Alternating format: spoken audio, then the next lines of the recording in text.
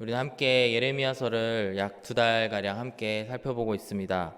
46장부터 이방 민족들에 대한 심판의 말씀이 나타나고 있는데, 그 전에는 이제 예레미야 선지자를 통한 유다 그 이스라엘 백성들에 대한 말씀이 나왔다면, 46장부터는 애굽 블레셋, 그리고 오늘 내일까지 함께 살펴보고 있는 모압이라고 하는 이방 민족에 대한 하나님의 예언, 특히 그 멸망에 대한 예언의 말씀을 담고 있습니다.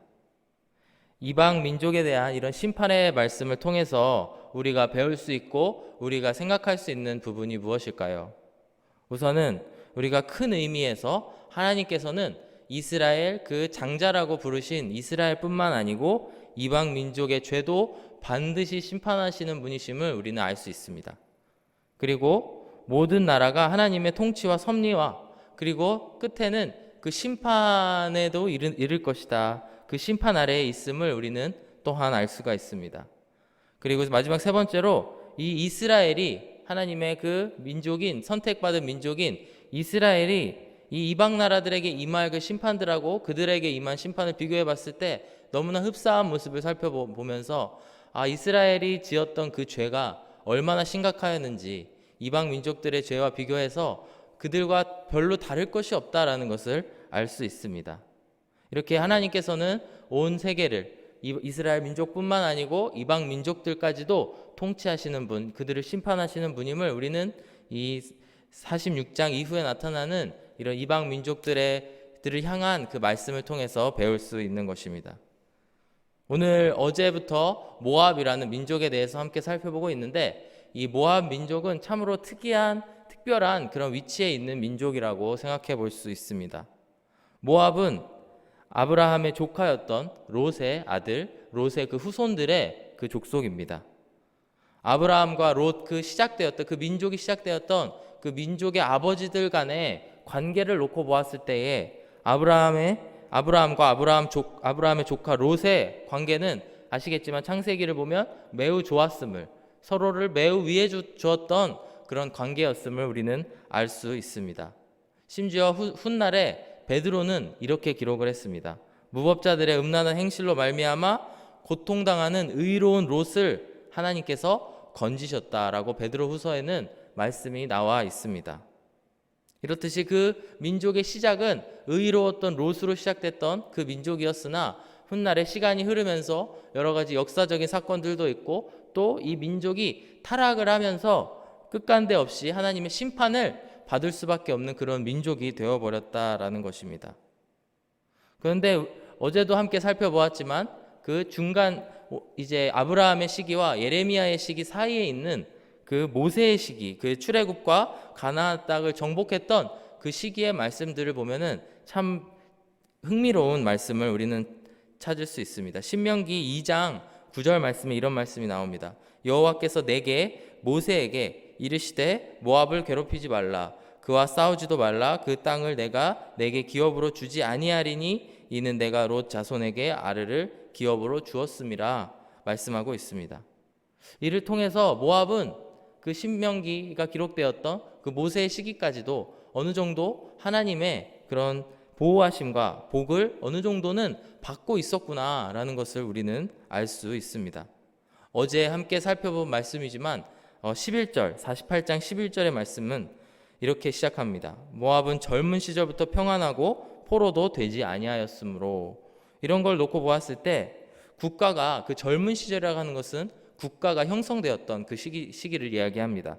국가가 형성되었던 시기부터 대체로 평안하여서 정말 그 큰 어려움 없이, 특히 포로도 되지 아니하였다 이야기할 정도로, 이렇게 이스라엘은 이미 2번이나 이제 애굽에서의 종살이까지 포함해서 2번이나 이 약속의 땅, 본인들의 땅에서, 하나님께서 주신 땅에서 쫓겨나는 것을 경험을 했었는데, 이미 2번이나 그 땅에 쫓겨났던 이스라엘을 돌이켜 보았을 때에 이 국가는, 모압이라고 하는 땅은 참 비교적 평안한 그런 시기를 지냈던 그런 시기였음을 알 수 있습니다. 하지만 하나님께서 이렇게 모압에게 복을 주시고 또 이스라엘로 하여금 모압을 건드리지 못하게 하시는 그런 배경이 있음에도 불구하고, 아브라함의 후손인 이 유다와 이 모압과의 관계를 우리가 놓고 보면은 굉장히 적대적인 그런 관계를 갖고 있었음을, 이 예레미야의 시기 그리고 그 전에 다윗의 시기에서 놓고 보았을 때에 굉장히 이 사이가 안 좋은 그런 두 민족 간의 관계를 우리가 유추해 볼 수가 있습니다. 여러 가지 그 이유들, 역사적인 배경이 있겠지만 오늘 본문을 통해서 왜 이들은 이렇게 사이가 나쁠 수밖에 없었을까? 그리고 모압은 무엇을 잘못했길래 이 하나님의 이런 심판의 말씀을 받을 수밖에 없었을까? 오늘 본문을 통해서 알 수 있는데 그것은 바로 모압의 교만입니다. 27절 말씀을 함께 보시면은 함께 읽어보겠습니다. 내가 이스라엘을 조롱하지 아니하였느냐? 그가 도둑 가운데에서 발견되었느냐? 내가 그를 말할 때마다 내 머리를 흔드는도다. 이렇게 이야기를 합니다.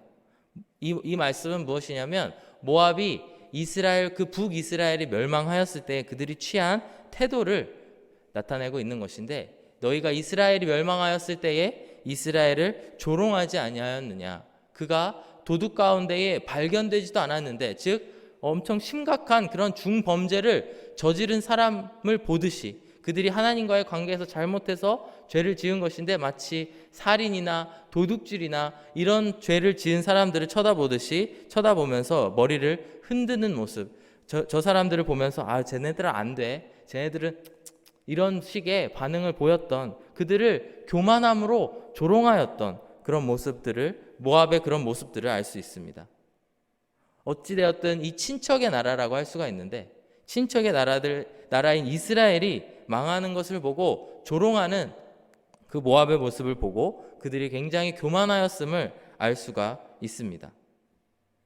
모압이 역사적으로 큰 환란, 그다지 큰 환란이 없었음을 이야기를 하였는데, 이와 더불어서 그들은 포도주를 아주 잘 만드는 나라, 포도주를 특산품으로 해서 그것을 교역을 해서 엄청나게 큰 재물을, 그 부를 축적했던 나라임을 또한 우리는 알 수 있는데, 이 포도주로 인해서 얻은 부로 말미암아 그들은 군대를, 엄청나게 강한 군대를 갖게 되었고 또 요새도 짓게 되었고, 그 이후에 더 나아가 하나님의 이런 보호하심이 있었음도 모르고 그모스라고 하는 신을 섬기게 되고 그 신에 대한 자부심을 갖게 된 민족이라고 할 수 있습니다.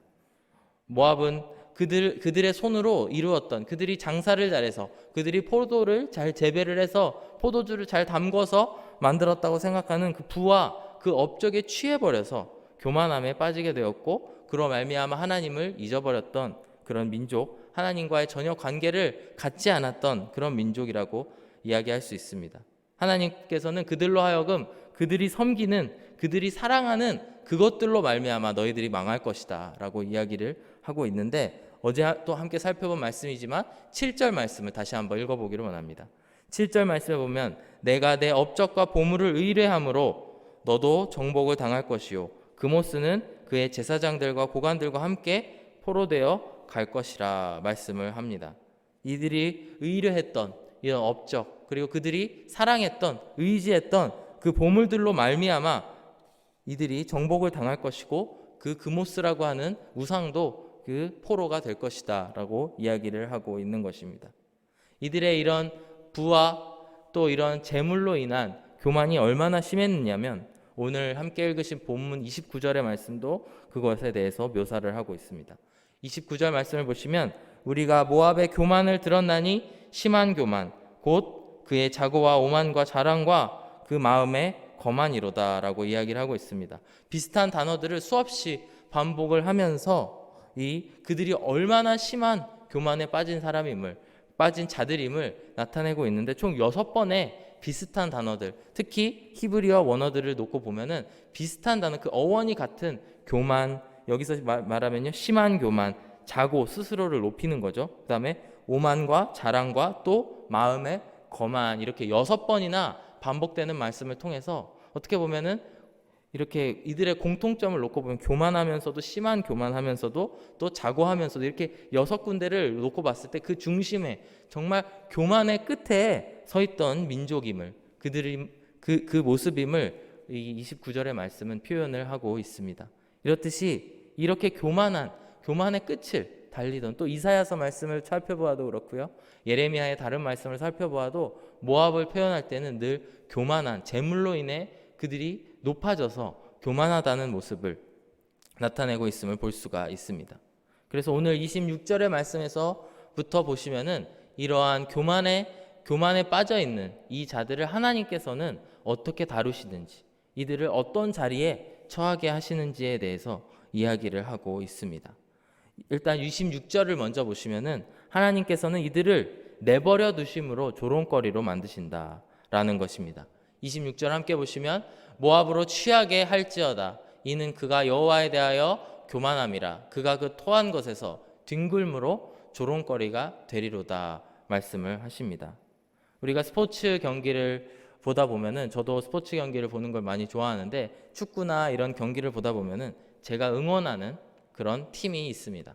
그렇게 팀을 응원하면서 때로는 제가 응원하는 팀이 엄청 잘해서 이기는 경우도 있지만 반대로 우리 팀이 너무나 잘하지 못하고 있음에도 불구하고 상대 팀이 막 자멸을 하면서 스스로의 실책을 통해서 무너지는 그런 경기들을 볼 때가 있습니다.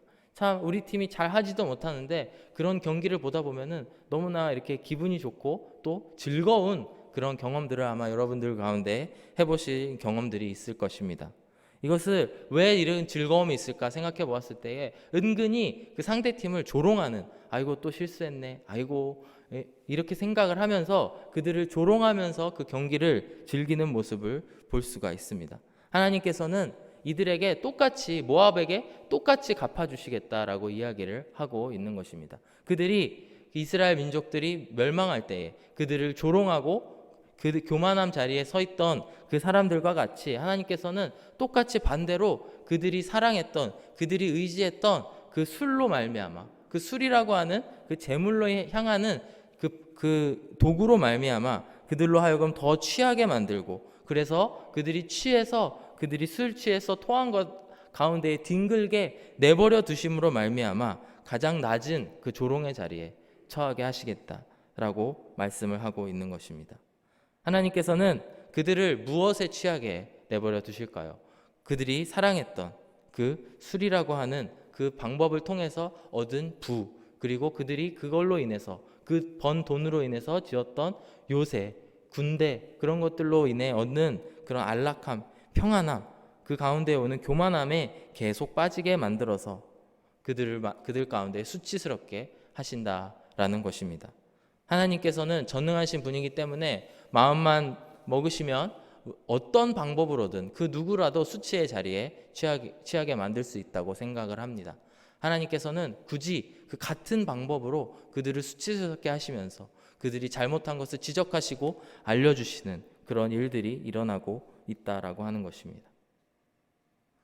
술 취함 가운데에 깨우지 아니하고 그들을 내버려 두시는 것도 엄청난 형벌인데 여기서 아마도 예레미야가 이 단어 술 취하게 하리라 라는 단어를 하나님께 받아서 사용하였을 때에는 아마도 그 뒤에는 하나님의 진노의 잔에 대한 생각도 있었으리라 생각을 합니다. 이들은 조롱을 하나님을 통해서 이방 민족들, 그 당대에 살았던 민족들의 조롱, 그리고 역사적으로 인간들의 조롱을 받았던 것에 지나지 아니하고 하나님께서는 이들을 취하게 만들므로 말미암아 이들에게 다가오고 있는 그 진노의 잔을 깨닫지 못하고 그 진노의 하나님을 알지 못하게 함으로 말미암아 이들을 또 다시 한번 심판하신다라고 이야기를 합니다. 예레미야서 25장 15절 말씀을 보시면 이스라엘의 하나님 여호와께서 이같이 내게 이르시되 너는 내 손에서 이 진노의 술잔을 받아가지고 내가 너를 보내는 바 그 모든 나라로 하여금 마시게 하라. 16절 말씀에 그들이 마시고 비틀거리며 미친 듯이 행동하리니 이는 내가 그들 중에 칼을 보냈기 때문이니라 하심으로 이렇게 가까운 근시안적으로 인간적인 눈으로 보았을 때는 이들이 망했기 때문에 이들이 조롱을 당한다라고 생각할 수 있을 것입니다. 하지만 하나님께서는 그 멀리 하나님께서 마침내 임하게 하실 그 진노의 잔을 임하게 하심으로 말미암아 그것을 보지 못하게 하시는 그 정말 엄청나게 무서운 두려운 그런 심판을 이들에게 내리신다라고 하는 것입니다. 이러한 두려움을 알았던 장차 다가올 하나님의 그 진노의 그 잔을 알았던 예레미야는 28절 이하의 말씀을 통해 이 모압 사람들에게 이렇게 충고를 하고 있는데 28절 말씀을 함께 보시겠습니다. 모압 주민들아 너희는 성읍을 떠나 바위 사이에 살지어다. 출입문 어기 가장자리에 깃들이는 비둘기 같이 할지어다. 이야기를 하고 있는데, 이 말씀은 어떤 뜻이냐면, 너희가 부강하여서 그 화려하게 너희들이 지은 그 요새에 머물 것이 아니고 재물과 함께 살지 말고 그 재물을 버리고 당장에 차라리 성읍을 떠나 바위 사이로 도망가라. 그리고 차라리 출입문 어기 가장자리에 있는 그 비둘기, 어떻게 보면 가장 작은 자, 보호하심을 받지 못하는 것 같은 그런 자들 같이 살되 하나님의 보호하심을 받으라라고 충고를 하고 있는 것입니다. 다시 한번 읽으시면, 모압 주민들아 너희는 성읍을 떠나 바위 사이에 살지어다. 출입문 어기 가장자리에 깃들이는 비둘기같이 할지어다. 너희들이 하나님의 그런 말씀에서 너무나 멀리 떠나 있는 그런 모습을 갖는 게 아니고 차라리 그 출입문 어기에 사는 사람처럼 살라는 것입니다.